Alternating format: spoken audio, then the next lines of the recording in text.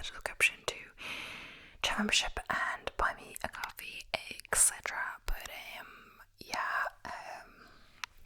welcome back. I'm glad to be back filming videos. Either way, I've been blabbing enough. Let's get into today's video, which is kind of related to what I was just talking about because it's crazy sports stories, but not specifically running stories, like all kind of sports. The first one is the 1904 Olympic Marathon debacle. So the 1904 St. Louis Olympic Marathon has gone down in history as one of the most chaotic and bizarre sporting events ever. Held on August 30th, 1904. The marathon was marred by poor planning, extreme conditions, and a series of strange occurrences. Many of the athletes faced severe challenges due to the sweltering heat, which reached 90 degrees Fahrenheit, 32 degrees Celsius with high humidity. Among the 32 runners, only 14 finished, many suffering from dehydration and heat exhaustion. The race started with a flurry of excitement, but soon turned into a scene of desperation. Thomas Hicks eventually won the marathon, was given a mix of styrene and brandy by his trainers, which was thought to improve performance at the time. As he neared the finish line, he was so exhausted that he had to be helped across it by officials. Great dramatic but questionable victory.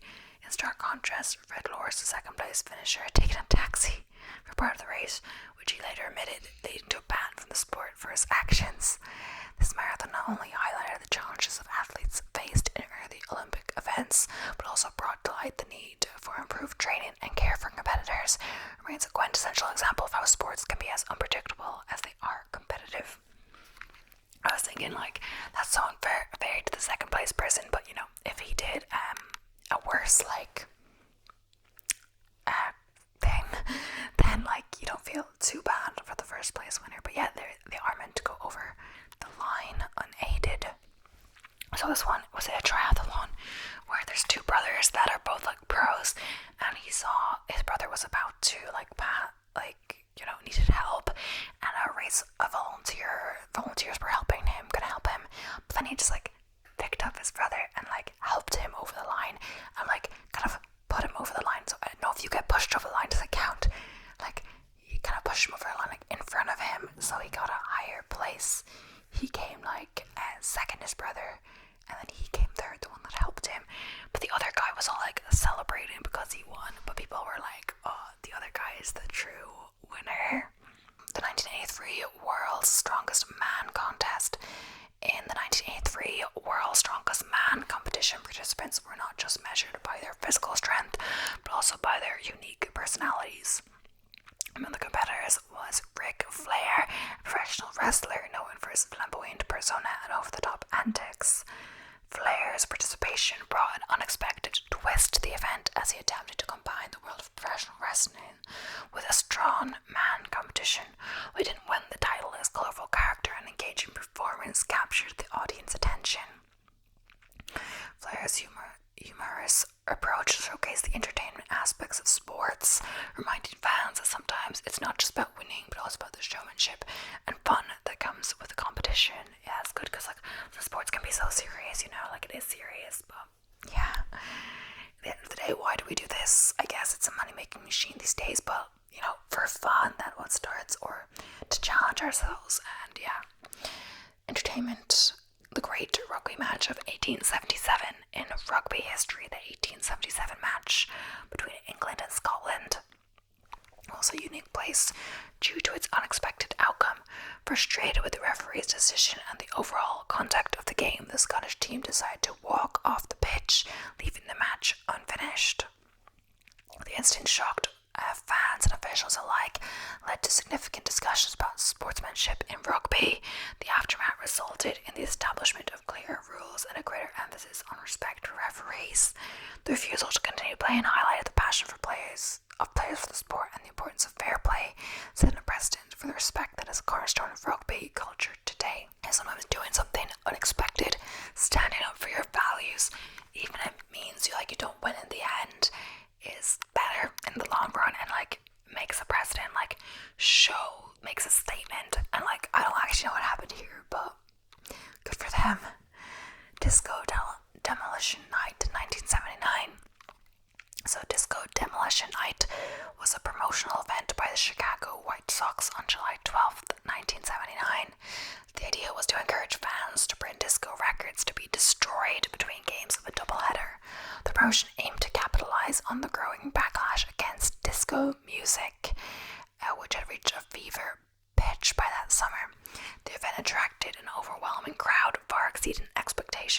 in a chaotic and unruly atmosphere. After the records were blown up on the field, the attendees turned the game into a riot, storming the field and causing extensive damage.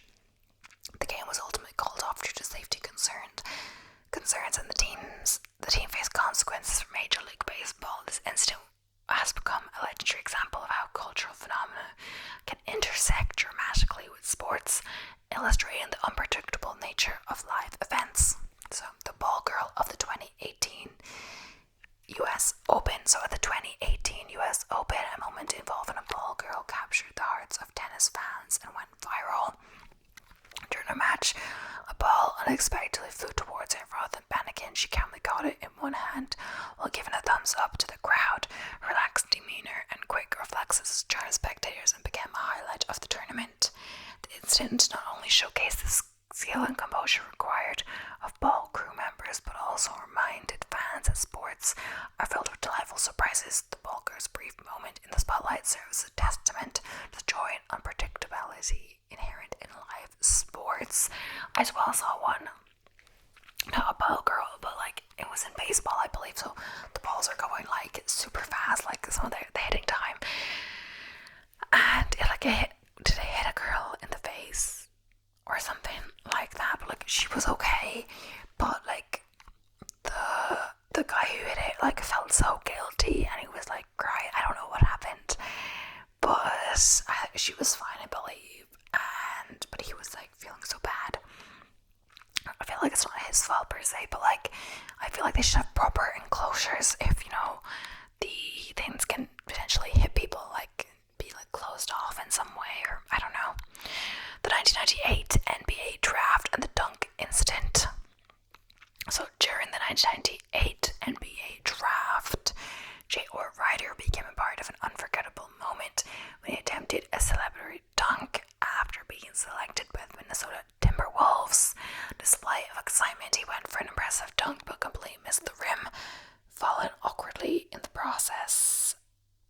The humorous incident quickly became a talking point among fans and commentators, showcasing that not every athletic attempt goes as planned. It also highlights the importance of humility in sports. Even the best athletes can have off moments. Ryder's mishap became a classic example of sports can be as much about entertainment as competition.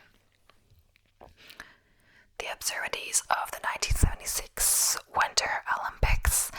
At the 1976 Winter Olympics in Innsbruck, Austria, a peculiar incident involved the event organizers dealing with the shortage of snow due to a lack of winter conditions.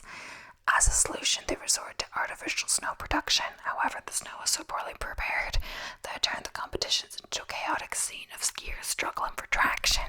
The event became a memorable example of the unpredictability of sports and weather conditions, emphasizing how external factors can significantly impact even the most meticulously planned events. The 1976 Winter Olympics is often remembered for its unique challenges rather than just the athletic achievements. So, if you can tell, or I'm not sure how obvious it's going to be, I think it looks semi-similar, and maybe like the height between whatever, the background, etc. It is actually a separate day. I was filming this on Sunday and it is now Tuesday, just because I didn't have as much time as I thought I did, so I continued up on this day. I'm not sure if I really want to film videos now, and I realize I'm going to film videos tomorrow as well, but you just got to take as many opportunities as you can, especially when you don't know when you'll have more free time, etc. So the Invisible Man in 2003 NCAA Championship. So during 2003 NCAA Basketball Championship, a peculiar incident occurred when a fan dressed as the Invisible Man snuck onto the court. The fan, whose costume was just a pair of basketball shorts and a jersey with a clear plastic sheet over his head, attempted to steal a show by mimicking players during warm-ups. The spectacle created a mix of confusion and laughter among players and fans alike, highlighting the lengths people will go to entertain and create memorable moments during significant sporting events. The baseball brawl of 1993. So, in 1993, a bizarre brawl broke out during a game between the New York Yankees and the Boston Red Sox. This began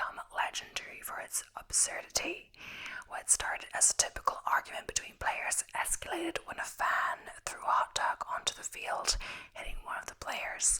This act triggered an even larger confrontation as players began to throw hot decks at each other, leading to an all-out food fight rather than a traditional baseball brawl. The scene began a comedic highlight of the season, a reminder of how unexpected moments can unfold in sports. So the streaker at the 1974 Super Bowl, during Super Bowl the 8th, is that V1? I'm not sure what they call it. In 1974, a streaker managed to make headlines by running across the field completely naked in the middle of the game. This unexpected interruption caused a mix of shock and laughter among the players, officials, and spectators. The incident prompted increased security measures at sporting events, but it also solidified the streaker's place in Super Bowl history. The moment became iconic, representing how spontaneity and unpredictability can capture the public's attention, often overshadowing the game itself. So, the flying tomato and the snowboarding scene. In 2006, Shaun White, also known as the Flying Tomato for his distinctive red hair, captured the gold medal in snowboarding at the Turin Winter Olympics. His victory was made even more memorable when he performed a series of flips and spins that stunned both judges and fans. After his win, he celebrated with a spontaneous victory dance, further disseminating his quirky persona in the world of sports.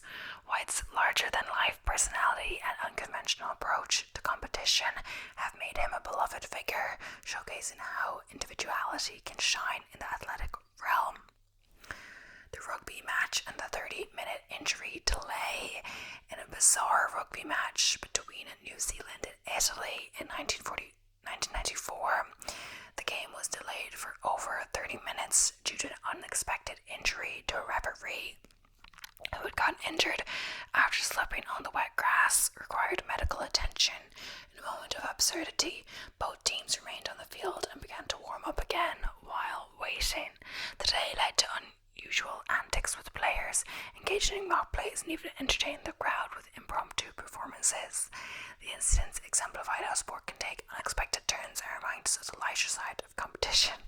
It's interesting how the referee is the one who got injured, and he wasn't the one who had to play the sport intensely, and how it can be dangerous to the players and how they can slip, even accidentally, because rugby is a contact sport, so they can incur injuries from the tackles, etc. But just from the wet grass. The case of the missing mascot 2016. During the 2016 Rio Olympics, the official mascot Vinicus, a vibrant yellow creature representing Brazilian wildlife, went missing for several hours, leading to a media frenzy. The mascot was found later after a mischievous fan had taken it for a joyride around the Olympic Village, snapping selfies and taking selfies with athletes. The playful nature of the incident added an amusing twist to the serious atmosphere of the games, and Vinicus became a symbol of fun and camaraderie during the Olympics. The Great Snail Race. So in 2008, the town of Leamington, England, held the world's first snail race, which became an annual event that attracted attention for its quirky charm. Participants brought their best snails, and the race featured a small track where the slimy competitors made their way slowly towards the finish line. The event turned out to be a delightful spectacle, filled with cheers and laughter as spectators encouraged their favorite snails to move faster. This lighthearted competition emphasizes how sports can be inclusive, whimsical, and community-focused, bringing people together for a shared experience. So, yeah, they do sound quite fun. But yeah, I tried different sports like tennis, like football, Irish dancing, rowing, different things, but I never stuck to something. I think I'd like running because it's a solo sport and you can practice by yourself, etc. But I am trying to get more into the social side of running. Tonight, even I'm going to a run club, I believe. I've gone before, but I don't know.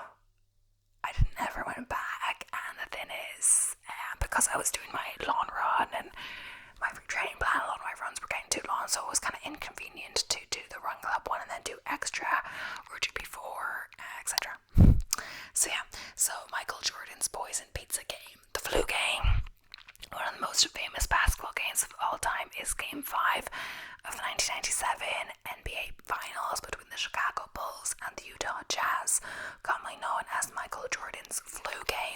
Initially thought to be food poisoning or the flu, Jordan played through a serious illness, later reported by Jordan himself as food poisoning from a late-night pizza.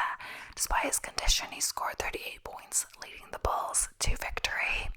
The story took on mythical proportions, showing fans how determination can defy the odds and proving Jordan's legendary status in sports. So, the Derby horse that swam away 2009,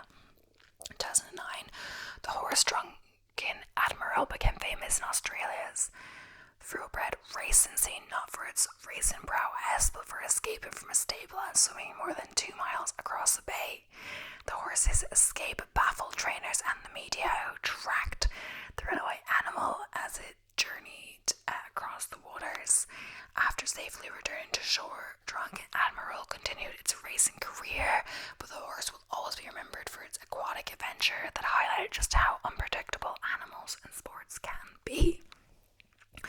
The curious case of the 1893 Iron Bowl tie. In 1893, during an Alabama versus Auburn football game, a rivalry known as the Iron Brawl or Bowl, the game ended in a tie when Auburn's punter mistakenly ran out the clock while trying to avoid being tackled in his own end zone. Fans on both sides were left stunned, and the tie sparked a long-running tradition of high-stakes competitive Iron Bowl games. This early football moment set the tone for one of college football's most intense rivalries and remains a memorable example of how on-the-field confusion can lead to unforgettable moments. The Miracle on Ice goalie's forgotten gold medal. In the 1980 U.S. men's hockey team, known for the Miracle on Ice victory over the Soviet Union, went on to win Olympic gold in Lake Placid. However, one of the most surprising twists occurred years later when goaltender Jim Craig misplaced his gold medal, only to find it unexpectedly years afterwards in his attic. Craig's revolution with his long-lost medal highlighted the sentimentality tied to these achievements and served as a nostalgic reminder of one of the greatest underdog moments in sports history.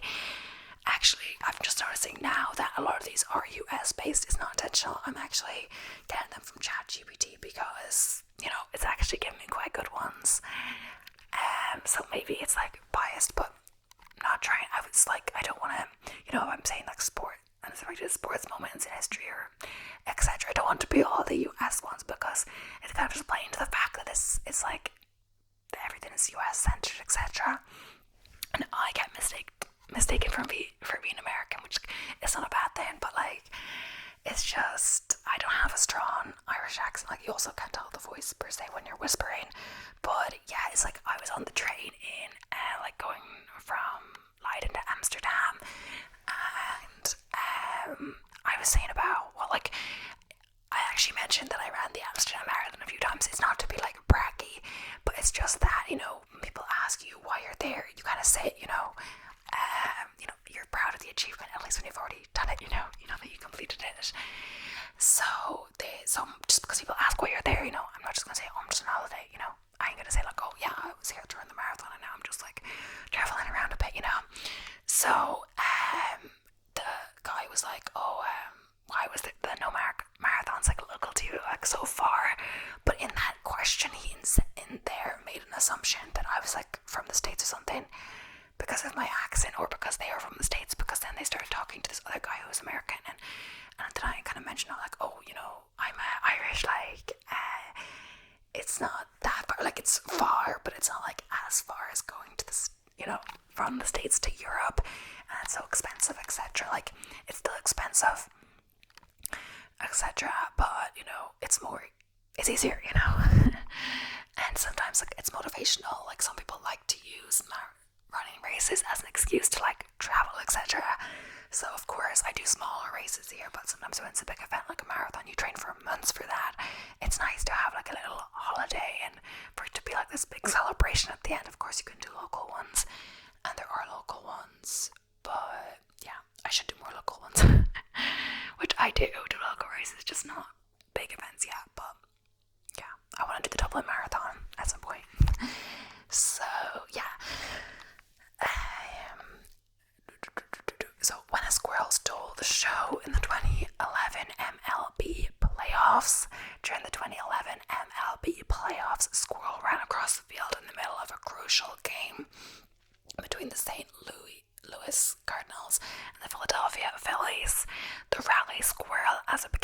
was quickly adopted as a good luck charm by the Cardinals, who went on to win the World Series that year. The rally squirrel became a fan favorite, even appearing on Cardinals merchandise and in team celebrations, showing that even the smallest creatures can make a big impact on sports culture. The longest game in baseball history, 1981. In 1981, the Pawtucket Red Sox and the Rochester Red Winds, two minor league baseball teams, played a record-breaking game that lasted 33 innings over 2 days. After starting on a Saturday night, the game continued until 4 a.m. before being paused and then resumed later in the day. Finally, after a total of 8 hours and 25 minutes,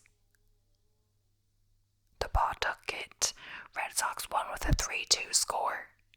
The game is remembered for its sheer length and the stamina of players and fans alike, illustrating the dedication that sports can inspire. The penalty king of World War II, so Scottish soccer player Bert Trotman, was a prisoner of war in England during World War II, who eventually stayed in the country and joined Manchester City. Despite being a German ex-soldier in post-war England, Trotman became a beloved figure, especially after famously playing the last 70 minutes of the 1956 FA Cup final with a broken neck. Wow. His resilience and skill won him the respect of fans across England during his story into one of forgiveness, endurance, and redemption through sports.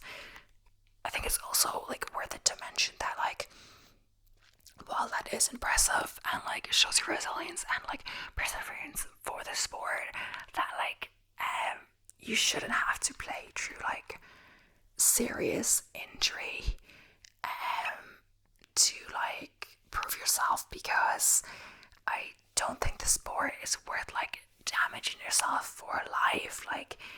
If you play through a serious injury, you're more likely to be out of the sport for longer and to maybe never be able to play the sport again if you do serious damage to yourself. I think it was the Olympic marathon, Rose Harvey, she actually I think did something to her leg during training. I think she didn't actually tell her coach because she was afraid he would tell her not to run as the coach.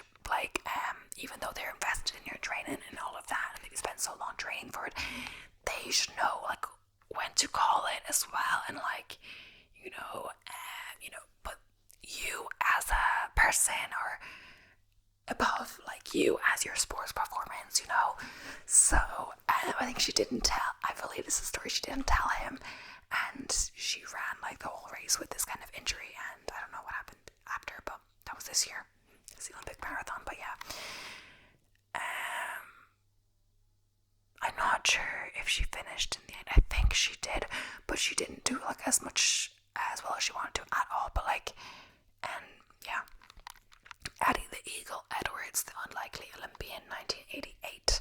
So Eddie Edwards, also known as Eddie the Eagle, became the first British ski jumper to compete in the Winter Olympics in 1988, despite having little experience or funding. Known for his thick glasses and underdog status, Eddie charmed audience with his perseverance and courage, even though he finished last. His story resonated globally, and he became an icon for underdogs everywhere, proving that passion can shine even when results don't. Eddie's journey also inspired a film, keeping his story alive as an emblem of the Olympic spirit.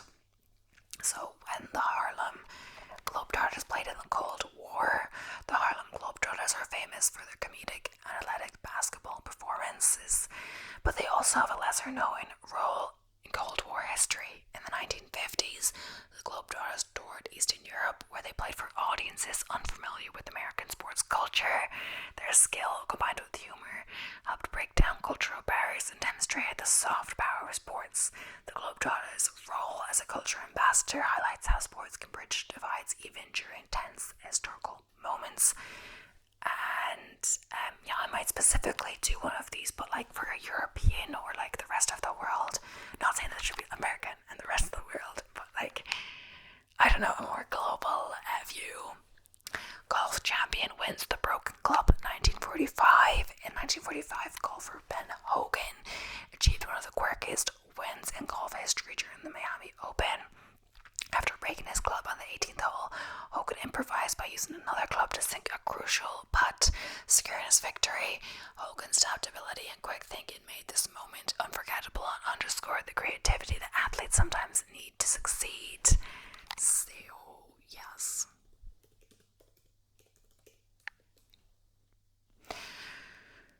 So, here are some more. The Pine Tar incident.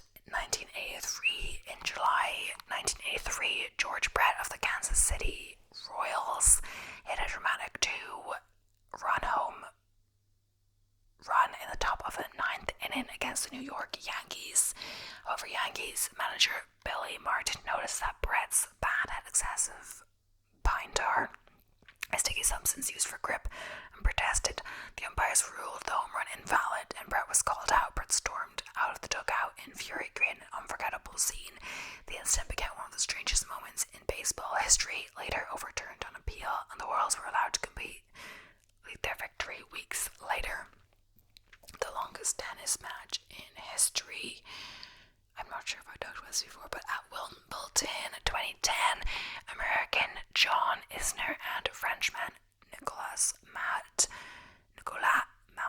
I know it's Nicolas, but I'm not sure about the other thing, played a match that lasted an incredible 11 hours and 5 minutes, stretched over 3 days. The match went to 70-68, and the final set finally ended when Eisner won. Both players were exhausted, and the match became legendary for its sheer length and the stamina of both athletes. This unforgettable battle showcased the mental and physical endurance required for high-level tennis and stands as a testament to the sport's demand for resilience. The curious disappearance of Jim Thorpe's medals. Jim Thorpe, one of the greatest athletes of the 20th century, dominated the decathlon and pentathlon in the 1912 Stockholm Olympics. However, he was later stripped of his medals due to a minor infraction involving semi-professional baseball play. Decades later, in 1983, the IOC reinstated his medals, but a final twist came in 2022 when he was officially recognized as a sole winner of both events. This story shows how arbitrary decisions can alter athletes' legacies and how sports history sometimes corrects itself, even if it takes a century. So the Zamboni driver wins the game 2020. In 2020, David Ayres, a 42-year-old Zamboni driver, found himself playing as the emergency goalie for the Carolina Hurricanes during an NHL game against the Toronto Maple Leafs. Both of Carolina's regular goalies were injured, so Ayres, who had never played in the NHL, suited up. Remarkably, he helped his team secure a 6-3 victory. Ayres' Cinderella story captured headlines, showcasing how sports can offer anyone a moment in the spotlight, no matter their experience level. The Hand of God goal, 1986. So, in the 1986 FIFA World Cup quarter-final match between Argentina and England, Diego Maradona scored two of the most famous goals in soccer history within minutes of each other. The first was the famous Hand of God goal, where Maradona used his hand to punch the ball into the net, escaping the referee's notice. His second goal, known as the goal of the century, involved dribbling past almost the entire English team. The Hand of God goal remains one of the most controversial in soccer, symbolizing how rule-bending and genius sometimes coalesce in legendary moments. So, curling's burnt stone scandal 2018. Curling is generally known for its sportsmanship, but at the 2018 Winter Olympics I'm not sure how you say it, PYEONGCHANG, a controversy broke out over a burned stone. In curling, players are not supposed to touch stone once it is released, but Norwegian player Magnus Nedregotten accidentally touched a Canadian stone with his broom, resulting in a burned stone. While Canada chose not to enforce the penalty, the incident sparked debate over sportsmanship and fair play in curling, showing that even the politest sports can have dramatic moments. I'm not really sure exactly what curling is. It makes me think of Canada. It's like an ice sport, isn't it? But yeah, I'm not really sure. But yeah, thank you so much for watching. I hope you enjoyed. Please don't forget to subscribe if you haven't already. And yeah, I'll be seeing you in the next one. So bye for now. Bye for now. Bye for now.